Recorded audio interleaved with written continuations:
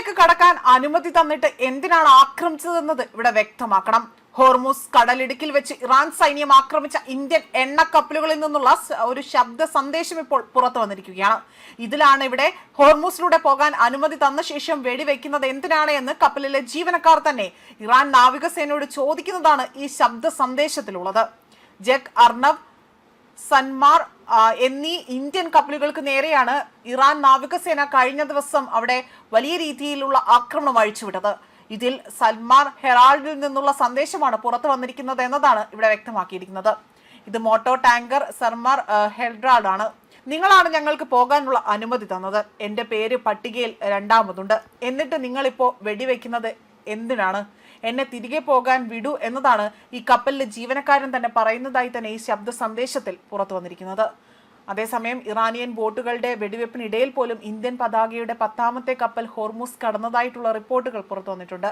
2 Indian പതാകയുള്ള ടാങ്കറുകൾ തിരിച്ചുപോയിരുന്നു. അതേപോലെ തന്നെ ശനിയാഴ്ച IRGC ആക്രമിച്ച ഇന്ത്യൻ പതാകകളുള്ള കപ്പൽ, അതായത് ജഗ് അർണവ് ഉൾപ്പെടെ തന്നെ അവിടെ ഒഴിപ്പിക്കലിനായി 16 കപ്പലുകളുടെ പട്ടിക മാത്രമാണ് മന്ത്രാലയം അവിടെ തയ്യാറാക്കിയിട്ടുള്ളത്. അസംസ്കൃത എണ്ണയുമായി ദേശ് ഗരീമ എന്ന കപ്പൽ മുംബൈ തുറമുഖത്തേക്ക് തിരിച്ചിട്ടുണ്ട്.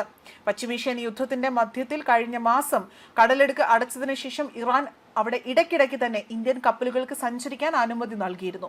മാരിടൈം ട്രാഫിക്കിൽ ലഭ്യമായ അവിടുത്തെ വിശദാംശങ്ങൾ പ്രകാരം നിരവധി ഇന്ത്യൻ വിദേശ പതാകകളുള്ള കപ്പലുകൾ ഇപ്പോഴും ഹോർമുസ് കടക്കാൻ കാത്തിരിക്കുകയാണ്. ഔദ്യോഗിക കണക്കുകൾ പ്രകാരം 13 ഇന്ത്യൻ കപ്പലുകൾ പേർഷ്യൻ ഗൾഫിലും, അതായത് ഹോർമുസ് കടലിന് പടിഞ്ഞാറ് വശം, 6 എണ്ണം ഒമാൻ കടലിനും, അതായത് ഹോർമുസിന് കിഴക്ക് വശം, 1 ഏദൻ കടലിനും, 3 എണ്ണം ചെങ്കടലിലും തുടരുന്നതായി തന്നെയാണ് വ്യക്തമാക്കിയിരിക്കുന്നത്. പെട്രോളിയം മന്ത്രാലയം പറയുന്നതനുസരിച്ച് 4 LPG കാരിയറുകൾ, 3 LPG കാരിയറുകൾ, 10 ക്രൂഡ് ഓയിൽ ടാങ്കറുകൾ എന്നിവ ഉൾപ്പെടുന്ന 17 കപ്പലുകൾ ഇന്ത്യ തിരിച്ചറിഞ്ഞിട്ടുണ്ട്. ഇവയിൽ 3 എണ്ണം ഇന്ത്യൻ പതാകയുള്ള കപ്പലുകളാണ് എന്നും ബാക്കി 14 എണ്ണം വിദേശ പതാകയുള്ള കപ്പലുകളാണ്. ശനിയാഴ്ച വരെ പേർഷ്യൻ ഗൾഫ് മേഖലകളിൽ ഇന്ത്യൻ പതാകയുള്ള കപ്പലുകളിൽ 499 ഇന്ത്യൻ നാവികരുണ്ട് എന്ന് ഉദ്യോഗസ്ഥർ വ്യക്തമാക്കുന്നു. ഇതുവരെ വിവിധ ഷിപ്പിംഗ് കമ്പനികൾ, അതായത് 2487 നാവികരെ ഒഴിപ്പിച്ചതായും അധികൃതർ സൂചിപ്പിക്കുന്നുണ്ട്.